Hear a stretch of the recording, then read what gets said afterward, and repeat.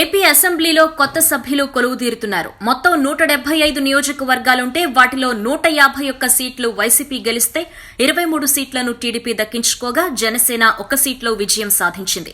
కొత్త సభలో అడుగుపెట్టనున్న నేతలకు సంబంధించి ఆసక్తికర విశ్లేషణలు సాగుతున్నాయి. మొత్తం మీద 175 మందిలో నేర చరిత్రలు ఎంతమంది, క్లీన్ ఇమేజ్ ఉన్నవారు ఎంతమంది అన్న వివరాలతో అసోసియేషన్ ఫర్ డెమోక్రటిక్ రిఫార్మ్స్ ఓ నివేదికను విడుదల చేసింది. ఈ నివేదిక ప్రకారం 175 మంది ఎమ్మెల్యేల్లో 55 మందిపై సీరియస్ క్రిమినల్ కేసులున్నాయట. వీరిలో 8 మంది దోషులుగా తేలిన వారు ఉన్నారన్న సంచలన విషయాన్ని ఏడీఆర్ బయటపెట్టింది. ఇక వైసీపీ ఎమ్మెల్యే పిన్నెల్లి రామకృష్ణారెడ్డితో పాటు మరో 10 మంది ఎమ్మెల్యేలపై ఏకంగా హత్యాయత్నం కేసులున్నాయట. 6 ఎమ్మెల్యేలపై మహిళలపై దాడులకు పాల్పడ్డారన్న కేసులు కూడా నమోదయ్యాయట. 7 కిడ్నాప్ కేసులు కూడా ఉన్నాయట. ఇక పార్టీల వారీగా నేర చరిత్రల రికార్డుల విషయానికొస్తే నేర చరిత్రల విషయంలో వైసీపీనే అగ్రస్థానంలో ఉంది.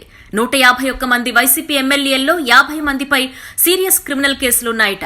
అదే టీడీపీ విషయానికొస్తే 23 మంది టీడీపీ ఎమ్మెల్యేల్లో సీరియస్ క్రిమినల్ కేసులున్న వారు 4 మాత్రమేనట. అంటే 17% అన్నమాట.